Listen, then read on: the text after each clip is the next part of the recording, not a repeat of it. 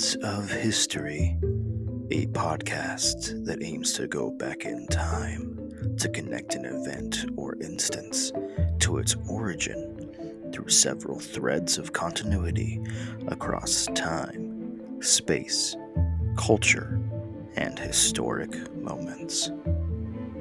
Welcome to the podcast. I am Mike Shellhammer. Today's episode is on the unfortunate, disastrous 2022 Russian war in Ukraine, which has its origin in events going back 30 years, including several revolutions, democratically led upheavals, populist protests in an ancient city, separatist movements supported by a nuclear power, geopolitical catastrophe, and a billionaire demagogue.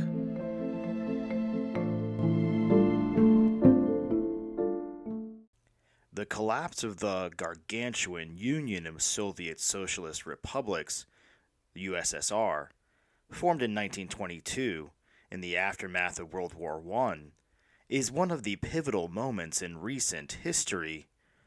Much of the world today was alive to see the fall of the USSR and remember what happened, including myself, though I was young and have no memory of it.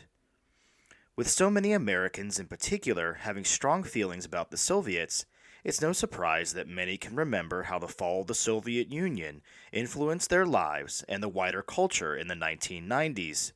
However, the remnants of the USSR and its policies, actions, and ambitions can still be seen today, which has led to war now in 2022.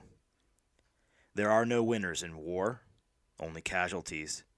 I hope that by examining the events which act as the origin to this invasion of Ukraine will allow the world to avoid such disastrous events in the future. I could have started this thread of history in many places. After all, the Soviet Union has to rise before it can fall, but I will begin in the mid-1980s. A stagnant economy and a political structure that made reform almost impossible would characterize this period in Soviet history. In March 1985, a longtime Communist Party politician named Mikhail Gorbachev assumed the leadership of the USSR. Gorbachev got to work quickly to try to remedy the situation. He introduced two sets of policies that he hoped would help the nation become more prosperous and productive. The first of these was known as glasnost, or political openness. Glasnost eliminated traces of Stalinist repression, like the banning of books and the secret police, and gave new freedoms to Soviet citizens. It resulted in the release of political prisoners as well. It meant that newspapers could print criticisms of the government. For the first time, parties other than the Communist Party could participate in elections. The second set of reforms was known as perestroika, or economic restructuring.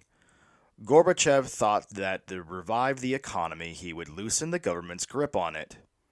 He believed that private initiative would lead to innovation, so individuals and cooperatives were allowed to own businesses for the first time since the 1920s. Workers were given the right to strike for better wages and conditions. Gorbachev also encouraged foreign investment in Soviet enterprises. However, these reforms were slow to bear fruit. Perestroika took time to mature into a true market economy. Rationing, shortages, and endless lines for scarce goods seemed to be the only results of Gorbachev's policies. People grew frustrated with his government, and though his policies were trying to make a difference, the people could only be dissatisfied for so long before something had to break. Gorbachev tried to think outside the box. He believed that a better Soviet economy depended on better relationships with the rest of the world, and that would even include the United States. Part of doing that was the drawdown of the military budget that drained the Soviet coffers. Gorbachev announced that he would withdraw Soviet troops from Afghanistan and reduce military personnel in the Warsaw Pact nations of Eastern Europe. This included a new policy of non-intervention on the part of Soviet armies in Eastern Europe, especially the propping up of friendly dictators. The policy of non-intervention had important consequences for the Soviet Union. This decision caused the Eastern European Allied governments to crumble. The first revolution of 1989 took place in Poland, where the non-communist trade unionists in the Solidarity movement bargained with the communist government for more freedom in elections. And in those elections, they enjoyed great success. The success would spark peaceful revolutions across Eastern Europe. The Berlin Wall fell in November of that year. The Velvet Revolution in Czechoslovakia overthrew that country's communist government. This did not mean the revolutions were all peaceful or democratic. In December, revolution in Romania led to the use of a firing squad against their communist dictator and his wife. This would be a precursor to the fall of the Soviet Union itself. Frustrations with the bad economy, combined with Gorbachev's hands-off approach to the Soviet satellite governments, inspired independence movements in the republics on the USSR's fringes. The Baltic states of Estonia, Lithuania, and Latvia began working for their independence from Moscow, and would complete their transitions to democracy by the end of 1991. The unsuccessful August 1991 coup against Gorbachev sealed the fate of the Soviet Union. Planned by hardline communists, the coup diminished Gorbachev's power and propelled eventual Russian President Boris Yeltsin and the democratic forces to the forefront of Soviet and Russian politics. Here are some more details.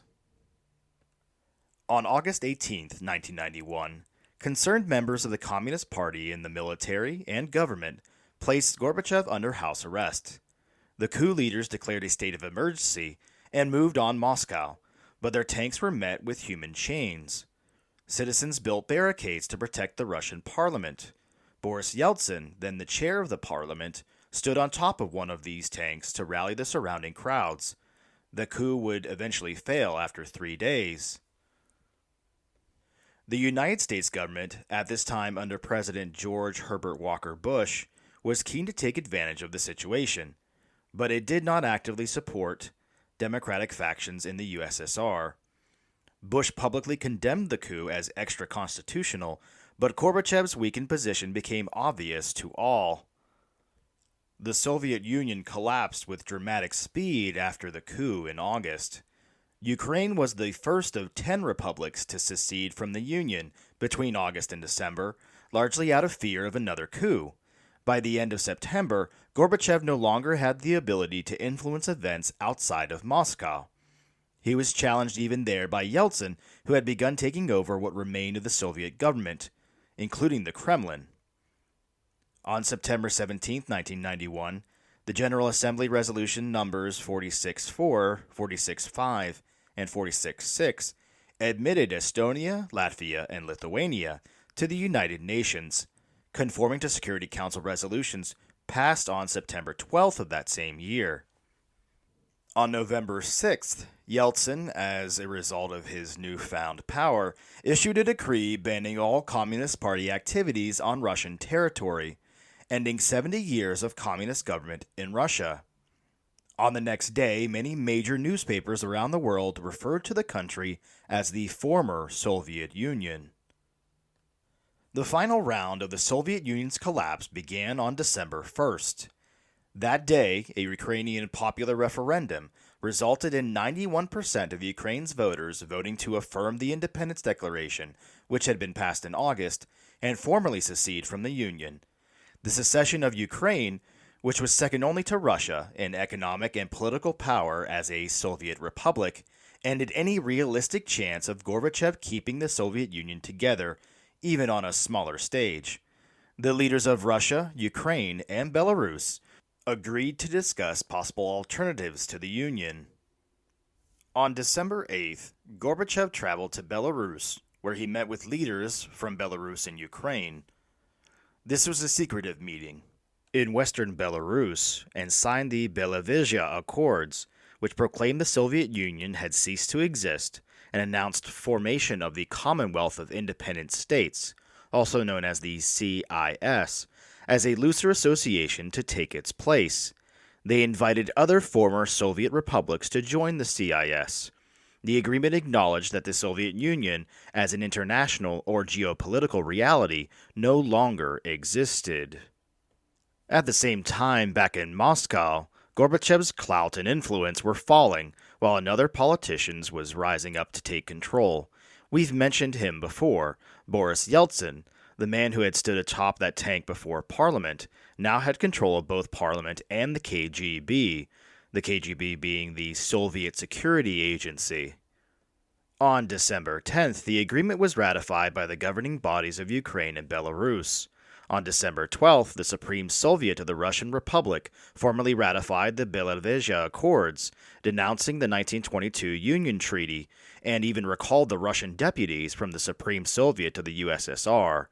The legality of this ratification raised doubts among some members of the Russian parliament, since according to the Constitution of Russia, consideration of the Belavezha Accords was in the exclusive jurisdiction of the Congress of People's Deputies, not the Supreme Soviet. However, no one in either Russia or the Kremlin objected. Any objections from the latter would have likely had no effect, since the Soviet government had effectively been rendered impotent long before December. Later that day, Gorbachev hinted for the first time that he was considering stepping down. On the surface, it appeared that the largest republic had formally seceded. However, this was not the case, at least officially. It's kind of interesting, but Russia took the tack that it was no longer possible to secede from a country like the USSR. In their observation and in their experience, really just didn't exist anymore. Like, you can't secede from a country that doesn't exist. That was their opinion at the time. On December 17th, 1991, along with 28 European countries, the European Economic Community, and 4 non-European countries, the 3 Baltic republics, and 9 of the 12 remaining Soviet republics signed the European Energy Charter in The Hague as sovereign states. On the same day, members of the lower house of the Soviet Union Parliament, which is called the Council of the Union, held a meeting of People's Deputies of the Soviet Union. As a result of the meeting, they adopted a statement in connection with the signing of the Belavezha Accords and its ratification by the parliaments of Russia, Belarus, and Ukraine. The Council considered the decisions made on the liquidation of state power and the creation of administrative bodies illegal and not meeting the current situation and the vital interests of the people. They stated that in the event further complication of the situation in the country, that it reserved the right to convene in the future. It was as if the powers that be in Russia and other former Soviet republics were pushing for this new shift, this new paradigm in existence, and the part of the parliament here did not like it and did not want to go along with it. On December 18th, the upper chamber of the Supreme Soviet of the USSR, which are called the Council of Republics, adopted a statement according to which it accepted the creation of the Commonwealth of Independent States and considered it a way out of the acute political and economic crisis. So here we have, almost in a way, if we can compare it to U.S. politics, the House of Representatives saying that, no, we don't agree with this work, this new paradigm, this Commonwealth of Independent States. And the Senate, the upper house, is saying, no, we're good with it, let's go. However, doubts remained over whether the Belavezha Accords had legally dissolved the Soviet Union, since they were signed by only 3 of the republics. However, that was put to rest. On December 21st, representatives of 8 of the 12 remaining republics, all except Estonia, Georgia, Latvia, and Lithuania, signed the Alma-Ata Protocol, which confirmed the dissolution of the Union and formally established the CIS. It was during this meeting they also accepted Gorbachev's resignation. Even here, Gorbachev made no formal plans to leave the political scene. However, with a majority of republics now agreeing that the Soviet Union no longer existed, Gorbachev bowed to the inevitable, telling CBS News that he would resign as soon as he saw that the CIS could stand on its own authority. In a nationally televised speech in the evening of December 25th, Gorbachev resigned as president of the Soviet Union.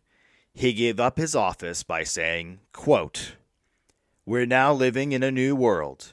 An end has been put to the Cold War and to the arms race, as well as to the mad militarization of the country, which has crippled our economy, public attitudes, and morals." Unquote. He declared his office extinct, and all of its powers, such as the control of the nuclear arsenal, were ceded to Yeltsin. The Soviet flag was lowered and the state anthem of the Soviet Union was played for the last time, and the Russian tricolor was raised in its place at 7:45 that night, symbolically marking the end of the Soviet Union. On that same day, the American President George Bush held a brief televised speech officially recognizing the independence of the 11 remaining republics. On December 26th, the upper chamber of the Supreme Soviet, in its final session, voted the USSR out of existence. On December 27th, Yeltsin moved into Gorbachev's former office, though the Russian authorities had taken over the suite 2 days earlier. The Soviet armed forces were placed under the command of the Commonwealth of Independent States, but were eventually instituted within the newly independent republics, with the bulk becoming the armed forces of the Russian Federation. By the end of 1991, the few remaining Soviet institutions that had not been taken over by Russia ceased operations entirely, and individual republics assumed the central government's roles within their territories. The mighty Soviet Union had officially fallen. People all over the world watched in amazement at this relatively peaceful transition from former communist monolith into multiple separate nations. But there were still questions that needed to be answered. The aforementioned Alma-Ata Protocol, signed on December 21st, addressed issues such as UN membership. Notably, Russia was authorized to assume the Soviet Union's UN membership, including its permanent seat on the Security Council. The Soviet ambassador to the UN delivered a letter signed by Russian President Yeltsin to the UN Secretary General dated December 21, 1991, informing him that by virtue of the Alma-Ata Protocol, Russia was the successor state to the USSR. After being circulated among the other UN member states, with no objections raised, the statement was declared and accepted on the last day of the year. With the dissolution of the Soviet Union, the main goal of the Bush administration in the U.S. was economic and political stability and security for Russia, the Baltics, and the states of the former Soviet Union. Bush recognized all 12 independent republics and established diplomatic relations with Russia, Ukraine, Belarus, Kazakhstan, Armenia, and Kyrgyzstan very quickly. In February of 1992, diplomatic relations were established with Uzbekistan, Moldova, Azerbaijan, Turkmenistan, and Tajikistan. Civil war in Georgia prevented its recognition and the establishment of diplomatic relations with the United States until May of 1992. Yeltsin met with Bush at Camp David in February of that year, followed by a formal state visit to Washington, which would happen in June. During his visits to Washington, politics, economic reforms, and security issues dominated the conversations between Yeltsin and Bush. Of paramount concern was securing the nuclear arsenal of the former Soviet Union and making certain nuclear weapons did not fall into the wrong hands. Funding was made available from the United States to secure nuclear, chemical, and biological weapons within their former territory. The Nunn-Lugar Act established the Cooperative Threat Reduction Program in November of 1991 to fund the dismantling of the weapons of the former Soviet Union in accordance with other agreements. Bush also worked with Yeltsin and international organizations like the World Bank and the International Monetary Fund to provide financial assistance and hopefully prevent a humanitarian crisis in Russia and any of the other former Soviet republics. It seemed to many people in 1991 and 1992 that the future for these former Soviet republics, rising up with democratic movements and overthrowing of dictators and getting into the market economies, all of that was headed towards a prosperous future. And for some people in these former republics, it absolutely was a prosperous future. But that did not mean that they kept so much of what brought forth this work, what brought forth the fall of the Soviet Union, this idea of democracy, this idea of self-determination by peoples. And we've seen those ideas go out the window over the last few decades, depending upon who you're talking to, depending upon who you're talking about, and the leaders that are pushing towards these anti democratic movements. 30 years has passed since the fall of the Soviet Union. With Ukraine and other former Soviet republics, they established themselves and their governments and administrations and institutions and allegiances. But old habits die hard, and some in Russia still consider the fall of the Soviet Union to have been disastrous and damaging to themselves and their shared history. Russia, in many ways, wants to continue to wield influence in the former Soviet republics any way possible. This would be a preview of some events to come into the 21st century and into this year. Ukraine emerged from the Soviet Union as a well-positioned nation. It has access to the Black Sea, trade routes, and many natural resources. The yellow in their blue and yellow flag represents the fields of golden wheat that grow in the countryside. Though powers in Russia might prefer to influence the former Soviet republics into advantageous partnerships or even exploitative relationships, many countries have turned to other influences and partners, including the North Atlantic Treaty Organization, which is a mutual military protection organization led by the United States, and the European Union, which is a multinational economic and political bloc headquartered in Brussels, Belgium. Successive Ukrainian governments since the fall of the Soviet Union, but especially in the early 2000s, sought a closer relationship with the EU. The government of Ukrainian President Viktor Yanukovych had been negotiating an association agreement with the European Union since 2012. Such a comprehensive trade agreement with the EU would have impacted Ukraine's trade agreements with Russia, when Russia was Ukraine's biggest trade partner at the time. This caused many in Russia to balk at the idea, and they let their counterparts in Ukraine know of their displeasure. Yanukovych believed that the complications could be addressed, and he said that he intended to enter the agreement with the EU to the delight of the Ukrainian people. However, the agreement continued to be postponed, and complications were dismissed as being in the works. However, it eventually was interpreted as an attempt to back out of signing this association with the EU, and would lead to a wave of protests, which came to be known as the Euromaidan movement. Here are some details of this Ukrainian revolution of dignity. The Prime Minister of Ukraine at the time, Mykola Azarov, had asked for 20 billion euros, or 27 billion US dollars, in loans and aid from any trade agreement. The EU was willing to offer only 610 million euros in loans, but Russia was willing to offer $15 billion, as well as cheaper natural gas prices. In addition, the EU demanded major changes to Ukraine's regulations and laws to better adhere to EU economic area rules. Russia did not stipulate any regulatory or legal adjustments on such a scale or nature. Before the trade proposals were decided, Russia applied economic pressure on Ukraine and launched a propaganda campaign against the EU deal.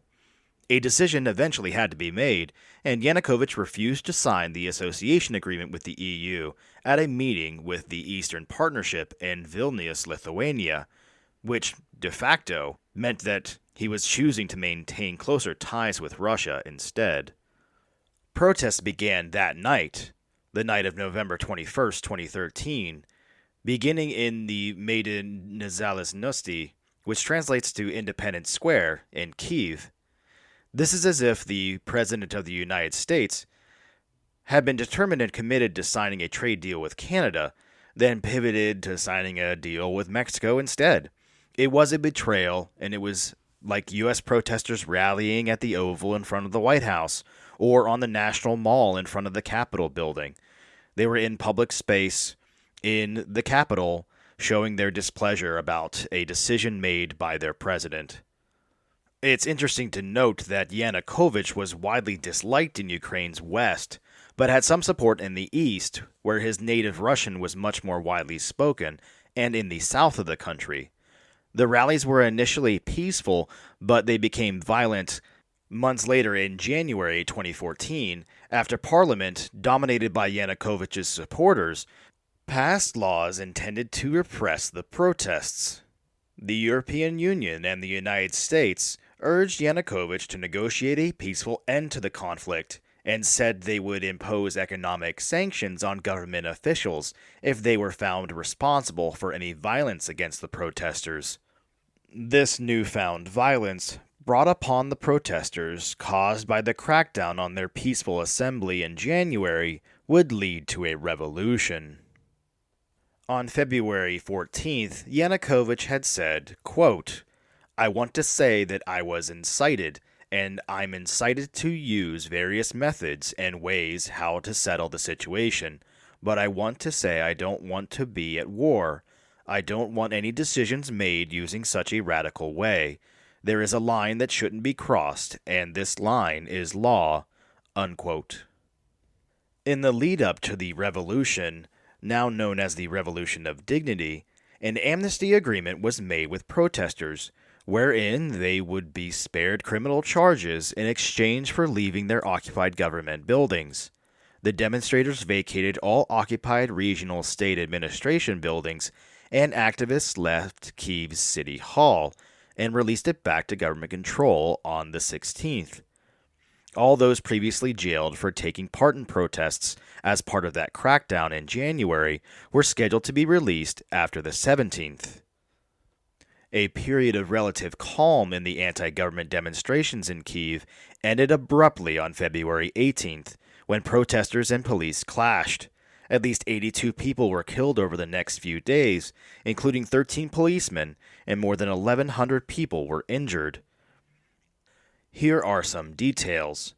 Some 20,000 Euromaidan protesters advanced on the Verkhovna Rada, the Ukrainian parliament, in support of restoring the Constitution of Ukraine to its 2004 form, which had been repealed by the Constitutional Court of Ukraine shortly after Yanukovych was elected president in 2010.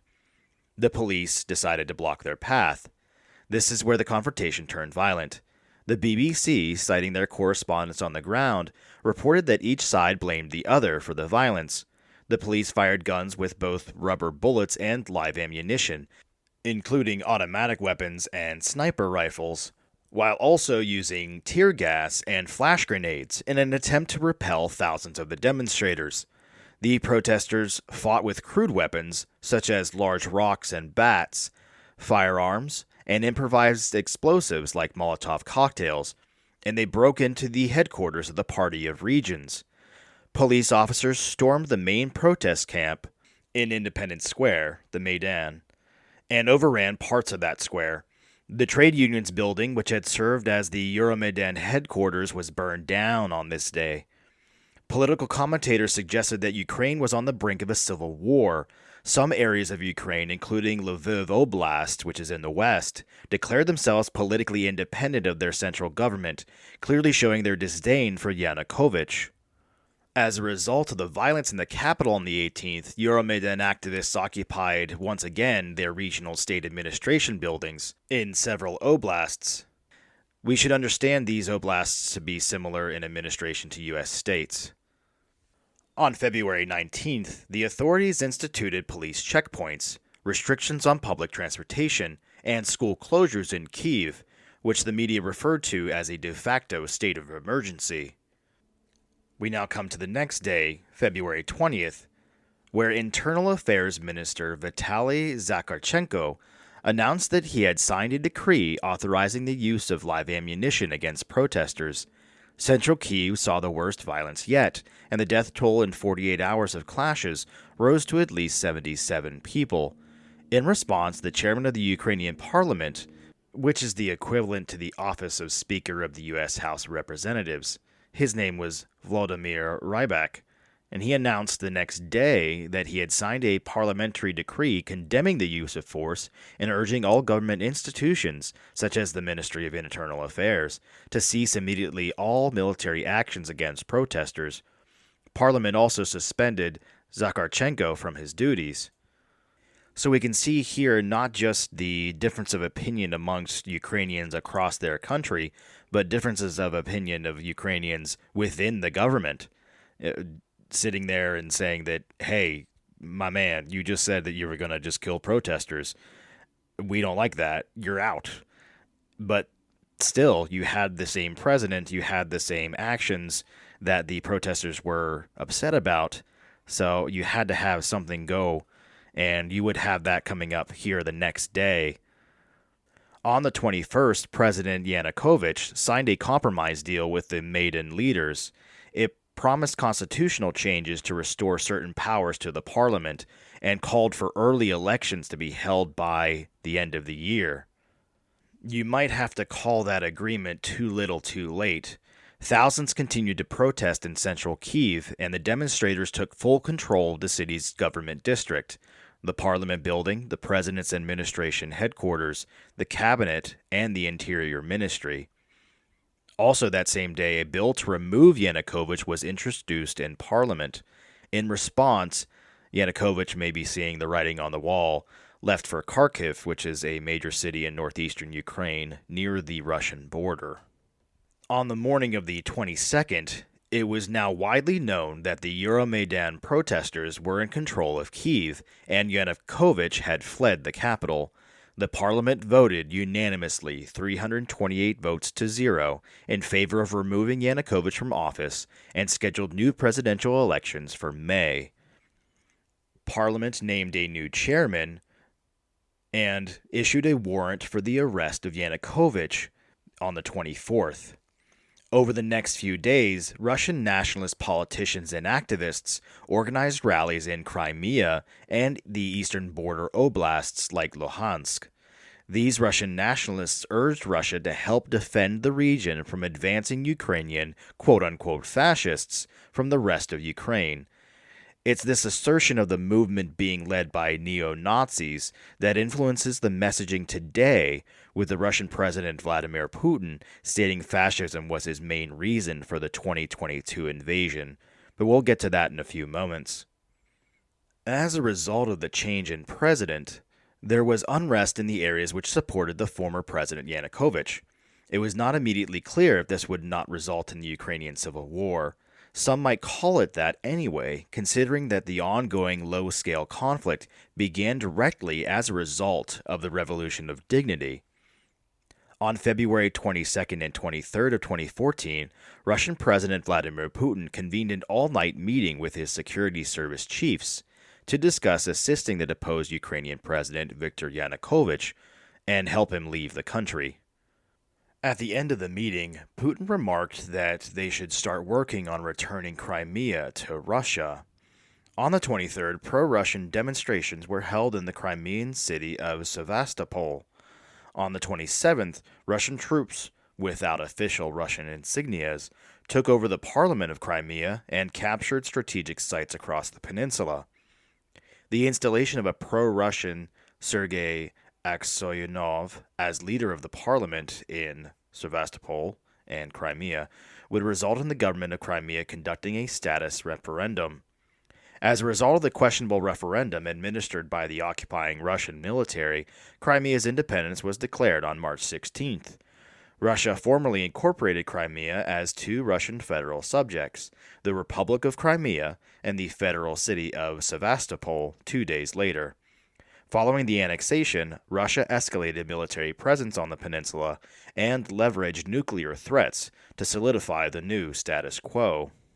Ukraine and many other countries condemn the annexation and consider it to be a violation of international law, and Russian signed agreements safeguarding the territorial integrity of Ukraine, including the 1991 Belavezha Accords that established the Commonwealth of Independent States, which we discussed, that had resulted in the dissolution of the Soviet Union. It also broke the 1997 Treaty on Friendship, Cooperation, and Partnership between the Russian Federation and Ukraine. It led to the other members of the then G8 suspending Russia from the group and then introducing a first round of sanctions against the country. The United Nations General Assembly also rejected the referendum and annexation, adopting a resolution affirming the territorial integrity of Ukraine within its internationally recognized borders. The UN resolution also reaffirmed that the referendum had no validity. The UN told all states and international organizations not to recognize or to imply any recognition of Russia's annexation of Crimea. 2 years later, in 2016, the UN General Assembly reaffirmed this non-recognition of the annexation and condemned the occupation of territory of Ukraine. The so-called Crimean Crisis was followed by pro-Russian unrest in eastern Ukraine. In April 2014, Ukrainian separatists self-proclaimed the Donetsk People's Republic and Luhansk People's Republic and held referendums on May 11, 2014, trying to follow the blueprint of the referendum in Crimea. The separatists claimed nearly 90% voted in favor of independence. Later in April 2014, fighting between the Ukrainian army and pro-Ukrainian volunteer battalions on one side and the forces supporting the Donetsk and Luhansk People's Republics on the other side escalated into open war. During that same period, political and economic reforms were started in Ukraine. On May 25, 2014, Petro Poroshenko was elected president in the first round of the presidential election. By the second half of 2015, independent observers noted that reforms in Ukraine had considerably slowed down, corruption did not subside, and the economy of Ukraine was still in a deep crisis. By December of that year, more than 9,100 people had died in the Donbass conflict, and according to United Nations figures, it led to over 500,000 people becoming internally displaced within Ukraine, and 200,000 refugees would have fled to Russia or other neighboring countries. The war in Donbass involved, to various degrees, Russian military units and equipment. There was no question that Russia was once again interfering with the sovereignty of Ukraine to operate and govern within its recognized borders. There would be more interference by the Russian government in Ukrainian affairs over the following years, leading us to today. Ukraine, still operating in the spirit of the Maidan Revolution, tried to make progress in partnerships with the EU. On the 1st of January 2016, Ukraine joined the free trade area of the EU. Ukrainian citizens were granted visa-free travel to the Schengen area for up to 90 days during any 180-day period in June of 2017, and the association agreement that was first discussed years before in the Maidan protests formally came into effect on the 1st of September 2017. Significant achievements in the foreign policy arena included support for anti-Russian sanctions in retaliation for their military annexation of Crimea and their continued involvement in the Donbass. Ukraine was able to obtain a visa-free regime with the countries of the European Union and better recognition of the need to overcome extremely difficult tasks within the country. Unfortunately, the old local authorities did not want any changes. They had been largely cleansed of anti-Maidan activists. The fight against corruption was launched, but was limited to sentences against petty officials and electronic declarations. Judicial reform was combined with the appointment of old, corrupted judges. The investigation of crimes against Maidan residents was delayed. In order to counteract the massive global Russian anti-Ukrainian propaganda of the information war, the Ukrainian Ministry of Information Policy was created, which for 5 years did not show effective work, except for the ban on Russian social networks and their propaganda media. In 2017, President Poroshenko signed the law, quote, on education, unquote, which was met with opposition from national minorities, and Poroshenko quarreled with the government of Hungary. On May 19, 2018, Poroshenko signed a decree which put into effect the decision of the National Security and Defense Council on the final termination of Ukraine's participation in the statutory bodies of the Commonwealth of Independent States. As of February 2019, Ukraine minimized its participation in the Commonwealth to the critical minimum and effectively completed its withdrawal. It's actually interesting to note that the Parliament of Ukraine had never officially ratified this accession, meaning that Ukraine had never been an official member of the CIS. Russia was still meddling in the Ukrainian affairs, like a bully unhappy their target found a new friend. The Kerch Strait incident occurred on the 25th of November 2018 when the Russian Coast Guard fired upon and captured 3 Ukrainian Navy vessels attempting to pass from the Black Sea into the Sea of Azov through the Kerch Strait. on their way to the Ukrainian port of Mariupol. On February 21st, 2019, the Constitution of Ukraine was amended, with the norms on the strategic course of Ukraine for membership in the European Union and NATO being enshrined in the preamble of the Basic Law, which included 3 articles and transitional provisions. On April 21st of that year, Volodymyr Zelensky was elected president in the second round of the presidential election. Early parliamentary elections on July 21st allowed the newly formed pro-presidential Servant of the People Party to win an absolute majority of seats for the first time in the history of the independent Ukraine. The majority was able to form a government on August 29th on its own without forming coalitions and approved a new prime minister. However, because of a drop in GDP on March 4, 2020, their prime minister was fired and a new one was elected. On July 28, 2020, in Lublin, Lithuania, Poland and Ukraine created the Lublin Triangle Initiative, which aims to create further cooperation between the 3 historic countries of the Polish-Lithuanian Commonwealth and further Ukraine's integration and ascension to the EU and NATO. In an effort to limit Russia's influence on its people, on February 2, 2021, a presidential decree banned the television broadcasting of the pro-Russian TV channels, once again trying to limit the spread of propaganda. The decision of the National Security and Defense Council and the presidential decree of February 19th of that year imposed sanctions on 8 individuals and 19 legal entities. At the June 2021 Brussels summit, NATO leaders reiterated the decision taken at the 2008 Bucharest summit that Ukraine would become a member of the alliance with the Membership Action Plan as an integral part of the process and supported Ukraine's right to determine its own future and foreign policy without outside interference. This would be the framework to officially start the process of joining NATO. Ukraine would also start the process of officially joining the EU in 2021. On May 17th, the association trio was formed by signing a joint memorandum between the foreign ministers of Georgia, Moldova, and Ukraine. The association trio is a tripartite format for the enhanced cooperation, coordination, and dialogue between 3 countries, with the European Union on issues of common interest related to European integration, enhancing cooperation within the framework of the Eastern Partnership, and committing to the prospect of joining the European Union. It was planned that Ukraine would apply for EU membership in 2024 in order to join the European Union sometime in the 2030s. We have now found that that process has been fast-tracked because of this current conflict. Clearer connections between Ukraine and the EU would enrage Russia's President Vladimir Putin, who considers Ukraine to be Russian land. Putin wrote last summer that Russia and Ukraine are really one country, which, to be fair to him, they were for long periods in history.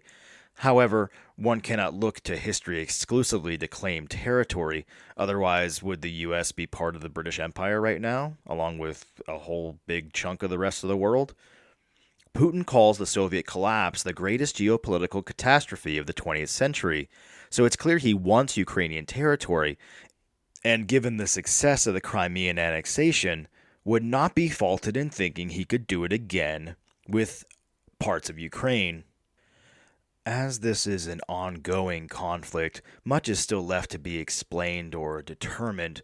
I will discuss the topic as if reporting on it from afar, but the truth is that I know individuals who live in Ukraine. I've spoken with people displaced by this war, and I have seen the devastation it has brought. I sincerely hope that very soon we will see an end to this conflict, one that supports Ukrainian sovereignty and leads to a wider peace in the countries around Russia. No one benefits from warfare. So where did this newest, greatest, most horrible intervention and interference from Russia start? It started in late 2021. Russia began a large military buildup along its border with Ukraine, amassing up to 190,000 troops, along with their equipment, including tanks and heavy artillery. This movement of troops was excused away as a joint military exercise with Belarus, and for months, leading up into February of this year, the Russian military repeatedly dismissed any discussion of the military buildup being a prelude to the invasion of Ukraine. The United States, as well as other countries, monitored the situation for months and accused Russia of planning to attack or to invade Ukraine, which Russian officials repeatedly denied as late as the day before they invaded. A couple of days before the invasion, following the playbook of the Crimean annexation, the Russian government recognized formally the Donetsk People's Republic and the Luhansk People's Republic, two self-proclaimed statelets in the Donbass that were controlled, at least partially, by pro-Russian separatists on February 22, 2022. The following day, the Federation Council of Russia authorized the use of military force abroad and overt Russian troops, rather than those covert troops who invaded Crimea in 2014, entered both of those territories. Russian forces would invade Ukraine on multiple fronts in the early morning hours of February 24th. In a broadcast shortly before the invasion, Russian President Vladimir Putin questioned Ukraine's right to statehood and falsely accused Ukraine of being dominated by neo-Nazis who persecuted the ethnic Russian minority in the country.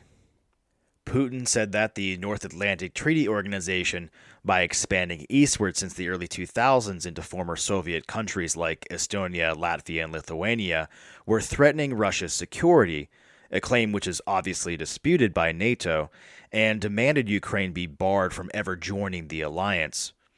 Minutes after the address aired, missiles and airstrikes hit across Ukraine, including the capital, Kyiv, shortly followed by a large ground invasion from multiple directions.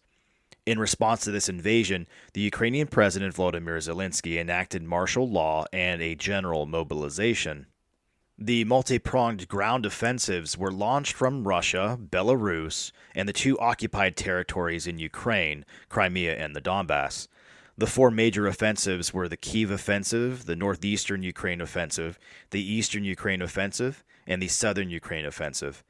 Russian aircraft and missiles also struck western parts of Ukraine during these days. Russian forces have approached or besieged key settlements, including the capital of Kyiv, but they have met with stiff Ukrainian resistance. Russian forces experienced logistical and operational challenges that have hampered their progress.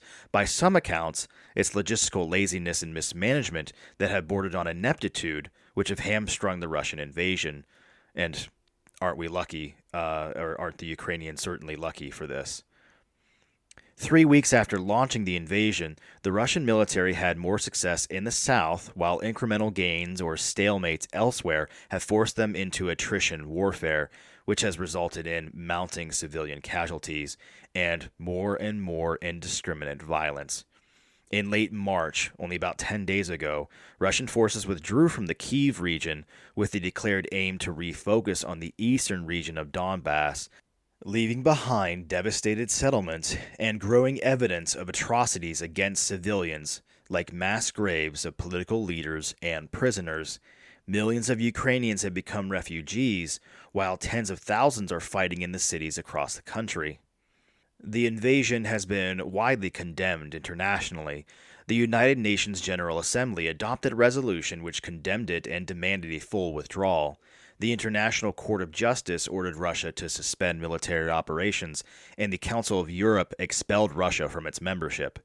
Many countries imposed new sanctions which have affected the economies of Russia and the world, and provided humanitarian and military aid to Ukraine.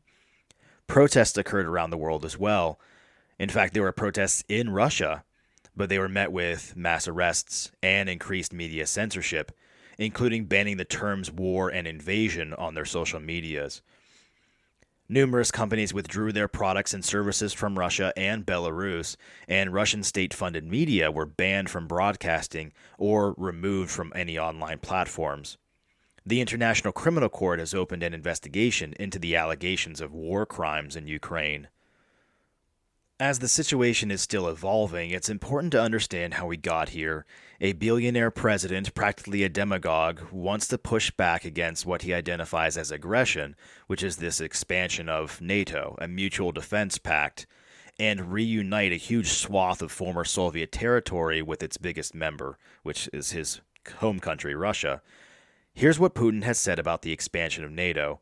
Quote, "It was the United States that came with its missiles to our home, to the doorstep of our home, and you demand from me some guarantees? You should give us guarantees, you, and right away, right now." Unquote.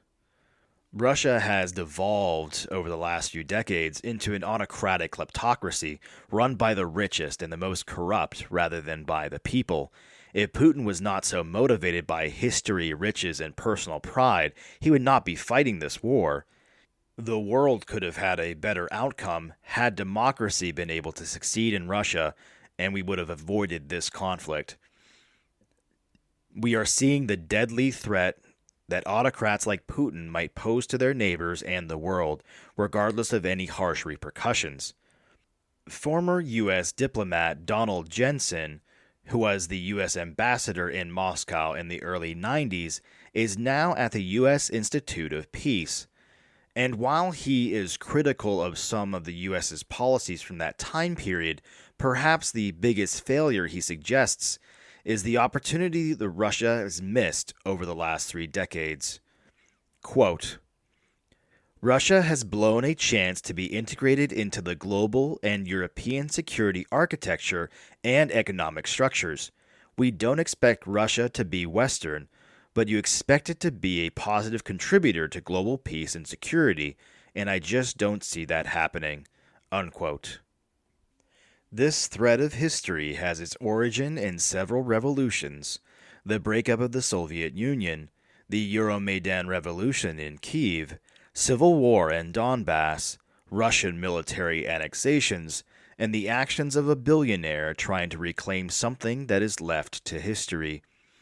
I sincerely hope that the many thousands of people who have been killed in this conflict will place their blame at the feet of Vladimir Putin, and that he recognizes he should not rule his country or anyone else's if he values life at such a low cost. I take this time to pray for peace and pray for an end to this war. And also, I give my support to the people of Ukraine and anyone out there that is supporting people in Ukraine and the fight against the Russians so that the Russians end this war and go home. Slava Ukraina.